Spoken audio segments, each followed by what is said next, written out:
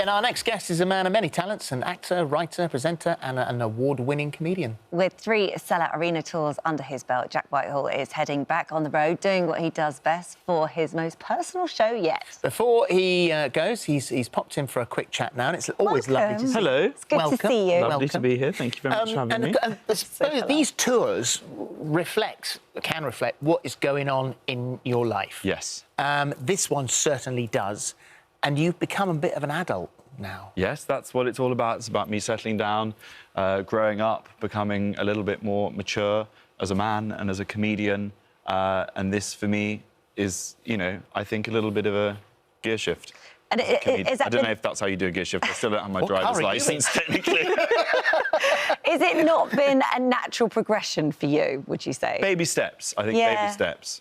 And, yeah, no, I feel myself becoming more middle-aged, although now I know about these coffee-based... Eye creams? Eye creams. I think that could be an absolute game changer. Oh, yeah, yeah. We'll see. I thought I would be fine with just the coffee enema, which I do every morning at home.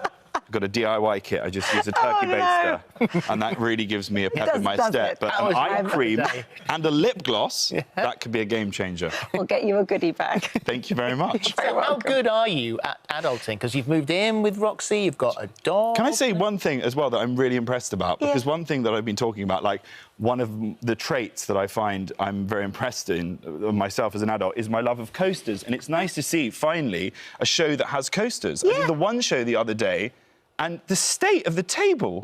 On the one show, you would have thought that they would look at it like a junkie's carpet. And this is spotless. And that's what I like to see. Standards on this morning. Exactly. I'm glad you noticed these things. I do notice these things. That's because you're an adult now. Exactly. You see, you I appreciate it. Yes. Good housekeeping. So when you're on tour, obviously you're playing to these huge arenas. I mean, this is thousands and thousands of people. Is that terrifying, or is that better than the small, more personal venues? The way I always see it, and maybe this is just me trying to sort of fool myself, is that in an arena that large, like, someone's going to find it funny. Do you know what I mean? If you're in, like, a small comedy club or just performing above a pub, as I used to, it's like, if there's 20 people there and you can see the whites of their eyes, there's a very good chance that all 20 people are not going to like you and are not going to be enjoying it. God. But if you're in an arena with 15,000 people, like, I think the stats are on your side. Like, there's going to be enough of them that there'll be people that are just remembering funny things, that aren't even enjoying the show, but are just having a nice night out, that maybe, you know, merry because they've got a babysitter for the evening and a couple of drinks in them. So that's the way I approach it. Well, I mean, for a tour like this that you're setting off on, I mean, you're doing the sort of testers at the moment, but the big one starts later on in May. You go from, I think it was San Francisco. You're a big art centre in San Francisco, and then you're into testing in a sports hall in Colchester. Yes, that was the Colchester Charter Hall, which they didn't tell me was just a leisure centre. And my dressing room had a load of badminton nets in the corner. The whole venue smelled just of chlorine and deep heat, and it was a very humbling experience to having gone from playing at the Palace of Fine Arts in San Francisco to doing a sports hall in Colchester. I'm doing the Milton Keynes Stables tonight as another little humble brag. So, yeah, I've moved up to a stables. I don't think it is an actual stables with horses in it. I think that's just the name of the venue. But, yeah, I'll be, like, working my way up to doing the O2 Arena and Manchester Arena and all of these kind of not more exciting. I'm very excited to be going to Milton Keynes this evening. It's going to be an absolute delight to be performing in the stables. The stories that you tell are very personal, and quite a lot of it is around your friends, but also your long-term girlfriend as well. How does she feel about that? Does she mind? Yes, I mean, she's all right. You know, I spent years doing jokes about my parents and throwing them under the bus, so I sort of felt the need to freshen it up a bit, and I'm in a long-term relationship with Roxy now, and so she's become a little bit more of a source of my material. She's fine, to be honest, with the jokes about her. The only stuff that she takes umbrage with is when I make jokes at the expense of our dog. That's when she starts going and getting annoyed at me. Yeah, she doesn't like that. And I did... her parents came to see it the other day, and I was doing some jokes about her. On stage, and that was because there was some stuff about, you know, antics in the bedroom, and I was looking out and seeing mum, dad, aunts, uncles, and that was horrendous. Yeah. So what did you do? Well, I still did them, but it was more of a soft serve. Do you know what I mean? I was able to, take the edge off some of them. And it's Jamie Redknapp. There's also yes, he go for him as well. Yeah, he definitely is not safe. And so I do some jokes about him and. although he came to see me he flew out to Arizona he was there to visit his son who's at university out there, but he came to see my show in Arizona, and afterwards he was like, oh, mate, it's so nice, like, to come and see you do stand-up, and for once, like, you weren't making jokes at my expense and slagging me off. And I was like, yes, Jimmy, that's just because no one knows who you are out here. I assure you, when I get back to England, you're back in the routine. It's going to be brutal. Yeah. Does it change then? So, obviously, you know, you weren't doing jokes about Jamie, but for the audience, like an American or a British audience, are we very different? Yeah, I mean, what I like about British audiences is I think you have to earn, like, the adulation a little bit more, whereas in America you go out and it's all like whooping and cheering and hollering, and you feel like if you did that like fart under the arm thing, they would still be laughing. Right. In England, you really have to work. Like, even if they've bought tickets to come and see you this evening at the Milton Keynes stables, I assure you, I will walk out and I'll be hit by a wall of apathy, and then I will slowly have to break them down. And that's the way I like it. I like to work for it.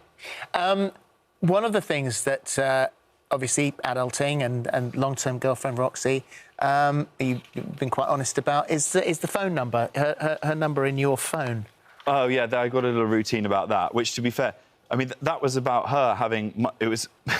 I saw in her phone, because we've become, very serious. She's my life partner. I saw in her phone, we've been going out for a year, and she had my number saved as Jack London, which I think is utterly unacceptable. It's like, how many Jacks are there in there? So that has now been updated. Exactly. So now, yeah, that has been changed. What was she in? I don't want to... No, I don't... That was the joke I didn't do in front of her uncle and aunt. OK. And they're probably watching this morning. Dan, in my phone, is still under... It's still fiancé, weirdly. Fiancé? I don't know why I changed it to that, but I don't want to change it now because I feel like it's bad luck. So it's still fiancé. Current fiancé. Current fiancé. I think, keep him on his toes. Yeah. Did you get into some sort of trouble when Vanessa Feltz was Well, yes, that's as a result of this morning. Yes. So I flirted a little bit with Vanessa Feltz. I was obviously kept at arm's length from Vanessa Feltz, as I always am when I come on the show. You stick me over there in the pen, and she was on the sofa, because we're never allowed to sit together, which I think is outrageous. And I know why you do it. Because you know that if the viewers saw me and Vanessa Feltz together on the sofa, they'd see our fizzing chemistry and bubbling sexual tension, and you two would be out of a job. Well, it's funny you should say that, because actually she's... Oh, my God! She found out you were on the show. I think she's wearing protection. You're wearing a helmet for protection from me. How are you? What happened here was that Vanessa was on the show earlier on. She got on a bike to motorbike to take her away. Found out that you were on, has turned around and come back. Oh, my God. I have. Oh, my God. Vanessa, the chemistry is fizzing. Thank you so much. I can barely contain myself. What I really want... Vanessa, please! The things I would like to do right now, I can't even describe. I could describe. I'd better not. I was accused of lusting over Vanessa Feltz in the Sun. Yeah. Oh, my God. Definitely lusting over you right now. Family phone up. My family phoned up Roxy, and then she texted me. She was like, who is Vanessa Feltz? And then I was sent a link to the article, because I'd been, yes, it said in the Sun that I was lusting over you. Well, but it's so nice to see you. Yes, I was. I mean, yes, I was. There was a... I can picture it now. There was a... Some things are just... A very racy lingerie shoot he's sitting that like you did. this. No, I'm overwhelmed right now, and it's so nice to see you in person. It was so lovely to see you earlier doing your segment on sliding doors. Moments. It's nice to see you doing a segment like that as well, like a jolly. Blue eyes. Your eyes are just extraordinary. Oh, thank you so much. Could swim in those eyes. Thank you so much. She's wasted, because last time I was on, you were doing a segment on animal bereavement. Yeah. I think you are. No, because we don't want Vanessa Feltz talking about dead dogs and deceased pussies. She is a ray of light, and you must let her shine, OK? I agree with that. Don't pamper her. She's absolutely right. She's not a Debbie Downer, OK? No, Vanessa, thank you for turning the motorbike around. I'm going to go back to my day now and get back on the motorbike. I do need a lift back to Notting Hill. Yeah, I'll take you anywhere you want to go. That'd be the rider, you, and I'll be straddling on the back. Straddling is the word. Yes. If anyone sees them going through West London like that, please film it. I've got stuff to do. Okay. Vanessa, it was so nice to see you. It was a joy. Goodbye, Vanessa. Bike round. I know. Bye. We love seeing you. I will take that ride. Steady. Sorry. Morning television. Have you got a movie coming out? I love this. It's Robots, out on the July the 7th. Prime Video. Couldn't be more timely. I've honestly forgotten about the movie when it comes out. I feel like I need a cold shower right now. I'm very overwhelmed at having been that close to Vanessa Feltz. Oh, yes, this film. This one. I can tell you, it's exclusively on Prime on July the 7th. There you My go. birthday. Oh, thank you. Happy birthday. Yes, well, thank you very much. You should have remembered that day. It's a romantic comedy, a sci-fi romantic comedy, called Robots, written by one of the writers of Borat. It's a hoot. Oh, good. Well, we'll look forward to seeing that on 7th of July. Your tour is the loads of dates between May and July at various different venues all over the place. Yeah. And we'll let you get to Milton Keynes stables now via Vanessa home, by the sounds of things. See you later.